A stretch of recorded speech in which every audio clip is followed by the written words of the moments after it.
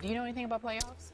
A little bit. I've been in a few, yeah. Have you ever had a rant such as that? I had one similar to that. Oh. You know what? I'll take yours over that one. Okay. I'm surprised we're talking about Denver, though. I'm really surprised we're talking about Denver. Are you really? Yeah. Why? Denver, San Francisco. Why? I thought for sure Stephen A's favorite team is 5-1 right now. Oh, so we thought we were talking about Cowboys. Oh, yeah, come on. Oh, my bad. How about those Cowboys right now? How about them, Stephen Say, how about the Cowboys? Stephen A ain't believing yet. He gonna wait till December. Coach wants to talk about the By Cowboys. December, Stephen A, they might have 10 wins. They might. Oh, boy. All right, well, Stephen A, you don't want to do it. You don't want to talk Cowboys. He don't want to go down there. He don't want to go down there, bro. Listen, I'm going to say it. I'm going to say it again. Whether it's in the regular season or the playoffs, when the biggest moment arrives and the Cowboys have to deliver, I expect an accident to happen. Okay. I love it. Just I love it. We'll put a pin in it. Okay, because that's all right. we'll wait for that We're to gonna happen. do it. Okay. Well, We do it with Coach. You thought it was going to happen in Seattle. All right. Happen in Seattle. Denver, 49ers. What chance do you give the 49ers of winning on Sunday, Coach? I give them about a 40% chance. Okay. Very difficult place to play. As you know, they're 17-2. The two games they've lost there with Peyton Manning playing quarterback was against the Chargers in Houston. And here again, I think if you're the 49ers, the key is can you possess the ball? And they've done a great job of that. 34 minutes possessing the ball. That keeps Peyton Manning on the sideline. Because here's the problem with San Francisco right now. They're doing a great job defensively, taking the ball away. Not very good on third down, about 49%. Only have 5 sacks. That's not the number you like to hear trying to rush Peyton Manning. That's never good. Now, how they defend it, whether they rush 3 and drop 8, do all that stuff, that's great. But they've got so many guys offensively when you think about the Denver Broncos. Julius Thomas, the tight end, they've struggled, 49ers covering tight ends. We saw last week when they played Kansas City, the big tight end caught a bunch of balls on them. So Julius Thomas already has 9 touchdown passes. This is a tough test for them, but they've got to keep the ball away from Peyton Manning if they're going to win this game. All right, Stephen A., 40%, so says Coach Herm Edwards. I think that's about right, but that's only due to the respect that I have for the San Francisco 49ers, particularly how they play on the road since they've been coached by Jim Harbaugh. I think that needs to be taken into consideration. I don't think that can be ignored. But just like Coach said, you've only got 5 sacks on the year. That's not a good number when you're talking about going up against Peyton Manning. On the flip side, you're Denver. You've got 15 sacks on the year. 6 of them have been by Von Miller. 4 have been by DeMarcus Ware. When you consider that, and we're talking about the Denver Broncos going up against Colin Kaepernick, these are dudes that have the capability to get to him. You combine that with the fact that the Denver Broncos are stout against the run. They haven't given up 100 yards to a rusher all season, okay, and they're the 4th-ranked team. They've got the 4th-ranked defense against the rush in the NFL. The fact of the matter is what they're saying to you and what that tells you is that in order to beat the Denver Broncos, you're going to need to throw the football. And if that is your recipe for success up against the Denver Broncos, I'm not sure how that's going to bode well for you. Colin Kaepernick is playing better, has been completing some passes, but is prone to mistakes. All of his throws aren't obviously that accurate. He isn't considered the most accurate passer in the world, even though his numbers belie that at this particular moment in time. If you have to throw the football to beat Denver, chances are, if you're San Francisco, that's not going to work. That's not going to cut it.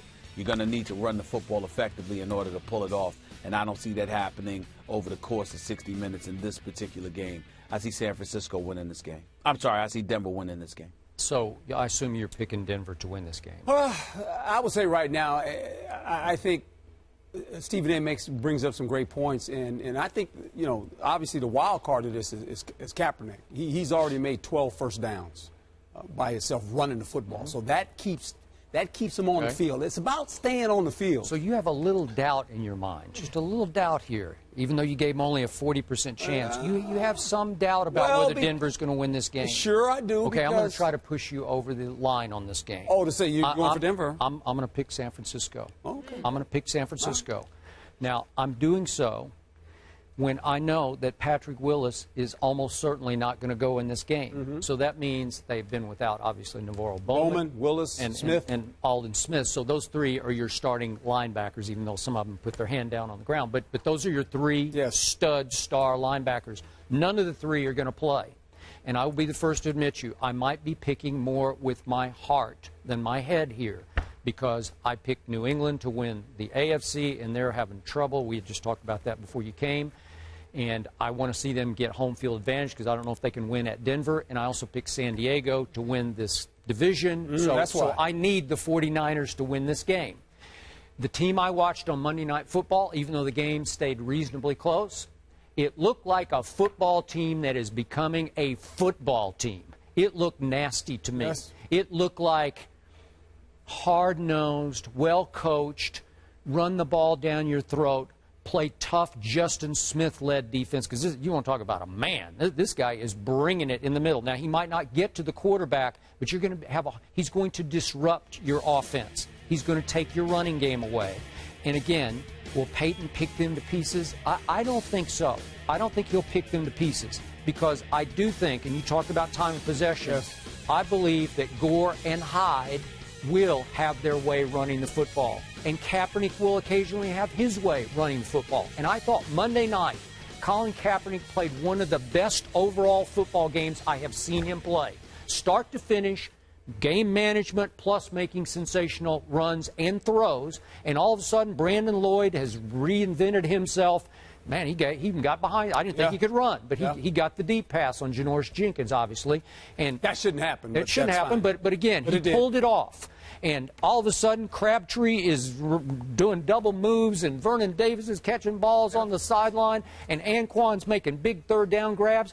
That's starting to look like a football team that is a force to be reckoned with. So are they capable of going in there and just smash-mouthing and controlling the clock and winning a game, some close game, 27-26? Yes, they are. Well, the game's not going to be too big for San Francisco. No. They're used to going into situations where the lights are bright, and generally they play well. So this is one of those games. That's why I said 40%. They got an excellent opportunity to beat Denver. Will they do it? We'll have to wait and see. The key is, as you said before, can you disrupt Peyton Manning? And right now, he's not been disrupted. Right now, it's 15 touchdown passes. He's on a march again to throw 40-plus touchdowns again at the rate that he's throwing them at. Okay, I'm going 27-26. Visiting team. Stephen A., what do you have? I'm going to pick the Denver Broncos to win this game 27-20. Coach? 24-21. Okay, you'll Denver. Go 24-21. Denver. All right. You know what? We will talk about the Cowboys a little later on in the show. A little later? Will you be available for that? Cowboys. Okay, so you are available for that. All right. Talk about, you know what? We're about to talk Skips. Cowboys. We're about to talk about Kobe. Am I right? He should be available for this segment. You know what? I was trying to talk to Stephen A. earlier, and I asked him, Stephen A., is he the 40th ranked guy? You know what? You're welcome league? to stay for Do you Kobe. wanna I'm sit around? serious. There's no way he could be the 40th guy. Well, Stephen A. went on a rant yesterday. He said there's no way in the world 39 other players are that much better than Kobe Bryant. Well, that's a fact. There's no way he could be the 40th guy. Do you want to sit in that debate? Because It's not a debate. Okay, I agree with Stephen A. All right, so we're not doing it then. No, why? I mean, that's even why we even talk about it? But listen. By the way, Kerry Champion, Yes, Kerry Charlie. Champion, Yes. Kerry Champion. Correction. I did not say there's no way that 39 players could be that much better than Kobe.